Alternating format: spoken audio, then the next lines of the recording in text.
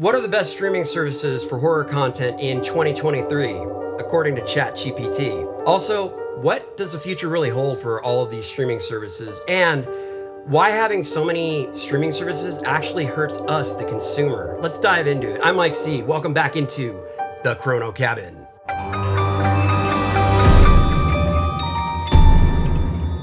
Now, I'm pretty sure most of you know what ChatGPT is, but if you don't, it's an AI chatbot. You can type in questions and it will text you back answers, or at least it will try to. Now, it's not perfect, but it's definitely fun to play around with. If you've never played around with it, I do have a link below. It's all free. You can go and you can try having fun with it. So I thought I'd have some fun, and I asked ChatGPT, what are some of the best streaming services for horror content in 2023? Here are the answers that I got. As for my training data, some popular streaming services for horror movies are Netflix. With a large library of both classic and modern horror movies, Netflix is a great option for those choosing to stream horror content. Amazon Prime Video. Amazon Prime Video offers a vast collection of horror movies, including many older titles as well as more recent releases. Hulu. Hulu is another popular streaming service that offers a selection of horror movies, both old and new. Shudder.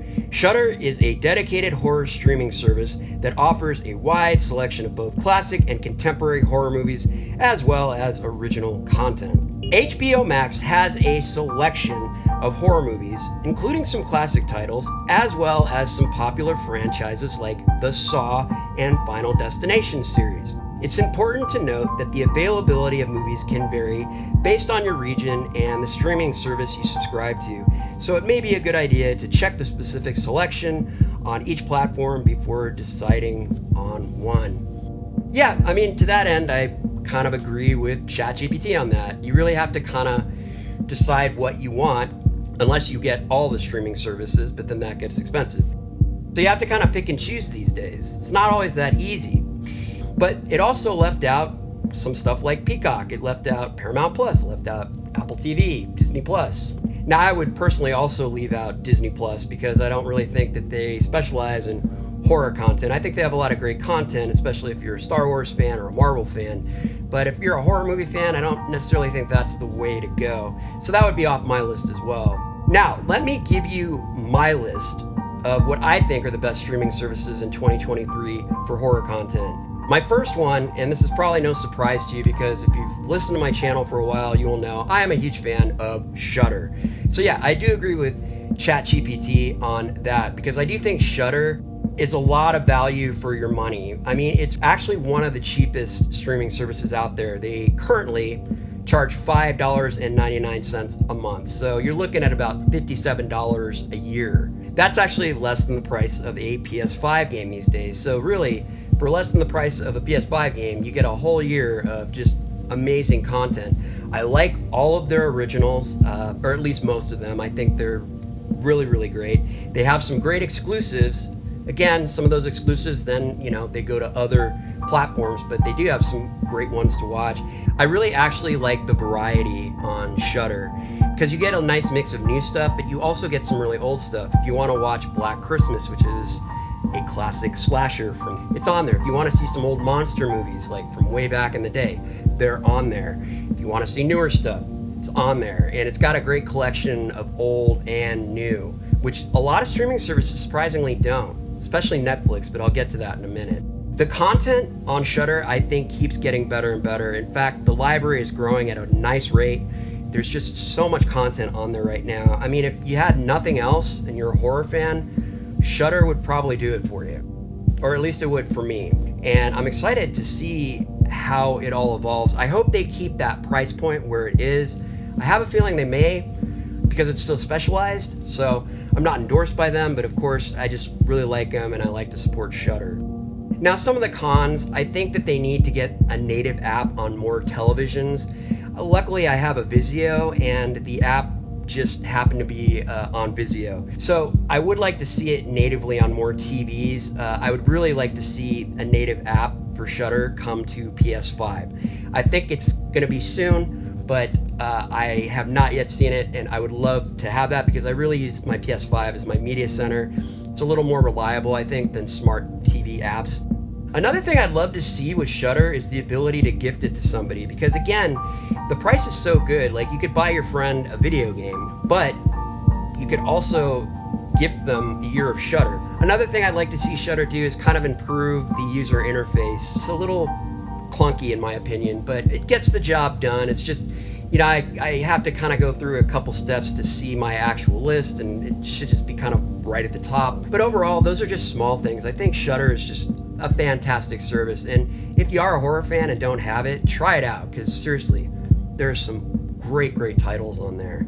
Now, moving on to my next one, number 2 would be Netflix. Yeah, Netflix, I just think is a great service. They've lost a lot of content, mostly because of all these other streaming services. They started up their own services, and then they would take content off there, put it on their own. So it's been kind of a detriment.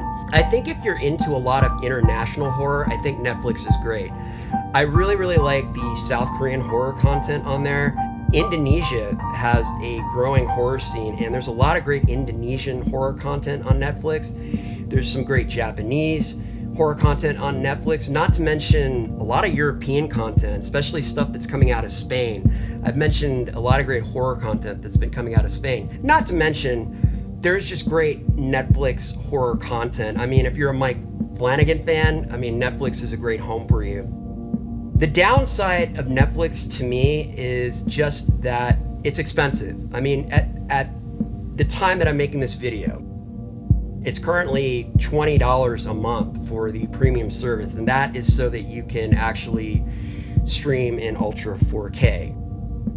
Even though technically you never really get true Ultra 4K by streaming. I mean, the cloud services just aren't up for it. But Netflix does look fantastic. Yeah, Netflix overall, I like it. I think if I didn't have it, I would probably miss it. A thing that I disagree with ChatGPT on is that I don't think Netflix does have a lot of older content when it comes to horror.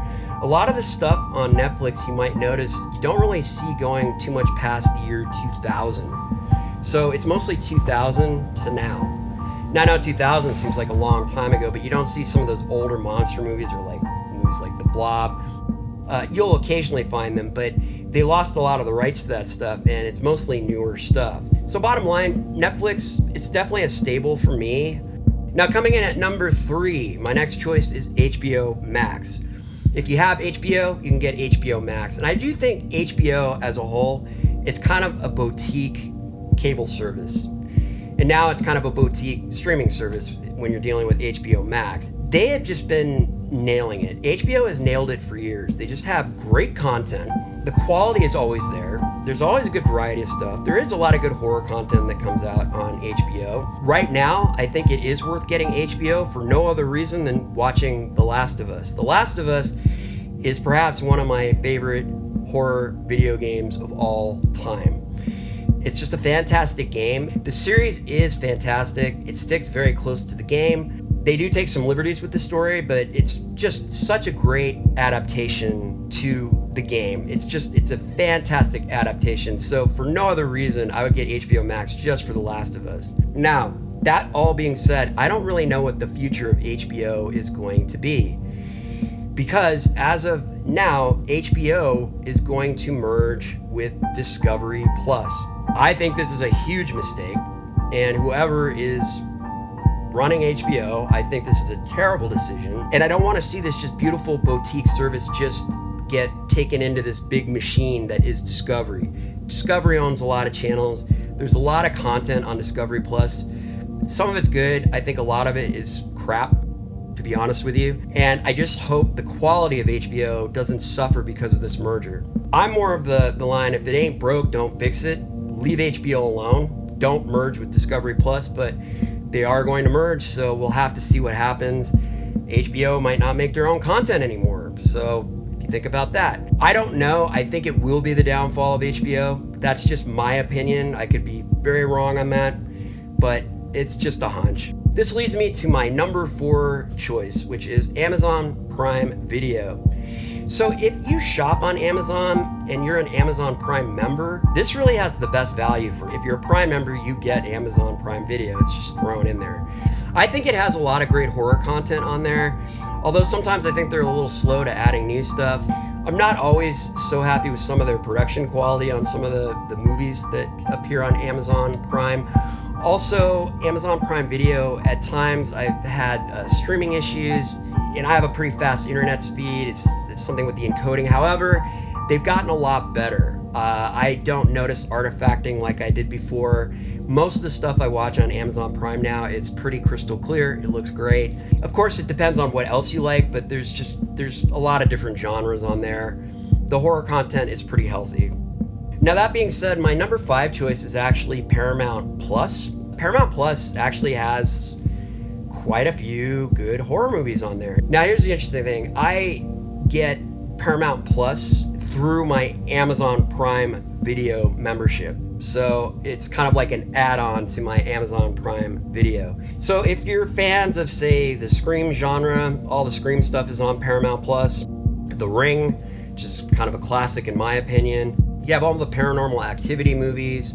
There's Smile, which I talked about in one of my last videos, and that I thought was a fantastic movie, so that was actually fun to see. That was in theaters, but it came to Paramount Plus pretty quick. The Very Disturbing Lamb, and that's where you could see the Orphan movies, which were quite entertaining. So again, it kind of depends on what you want. Number 6 on my list is Hulu. Now this is interesting because I have a Spotify account and I was able to get Hulu Basic with commercials and Showtime. So I have Hulu and Showtime through Spotify. I think Hulu does have some great stuff. I mean, if you were a fan of Hellraiser, they came out with the reimagining of Hellraiser. I had mixed feelings about it. I liked some of it, I didn't like some of it, but still it was an interesting thing to watch. Also, the Blumhouse Into the Dark series is all on there. Blumhouse does some work with them. They do have some interesting horror movies on there. Hulu's not my go-to though for horror. If I can't find anything, I'll go to Hulu. I get the basic with commercials. I don't want to pay for the more premium service on there. Hulu's great for a lot of reasons because you can get a lot of different TV shows and things like that as well. Now, I'm not putting Showtime on my list because really the horror content on there, it's not that great in my opinion. I mean, it's just not a very deep catalog. However, it turns out that Showtime is going to be merging with Paramount Plus. So I'm not sure how that's going to work out. If I have Amazon Prime Video and then I have Paramount Plus, do I now get Showtime through that? The last two I'm going to talk about aren't really on my list, but I'm just going to throw them in because, you might get some value out of them. There's Peacock. I don't actually have Peacock, but they do have good content on Peacock. If you like horror movies that are made by Universal, well, then Peacock is an obvious choice because Universal owns NBC, which owns Peacock. I mean, you got Rob Zombie films on there. Nope is on there, which I think is a good title to see. And because Peacock has all the Universal rights, you can see some older monster movies on there as well. So that's kind of cool. It's sometimes fun to watch these old vintage horror movies. And lastly, there's Apple TV. There is some good horror content on Apple TV. Not a lot, but some good stuff. I think it's worth it to try Apple TV just to watch M. Night Shyamalan's Servant. I have mentioned that on my channel before. They're in their final season right now. So you can usually get Apple TV for a 6-month trial period.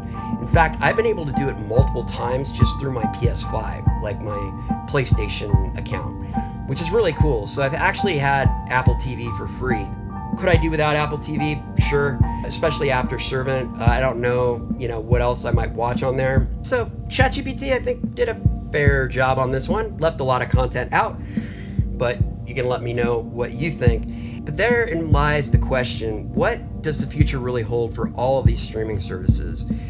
The answer to that is, in my opinion, a lot of merging. And we're already seeing that happen. I've already mentioned a couple mergers that are happening. I think you're going to see a lot of these streaming services just merge. They're going to consolidate. So you're going to actually have less services than we have now. Like AMC Plus. I think they're having a pretty tough time. I can't see them continuing that model. I imagine they're going to merge with someone else. Who knows?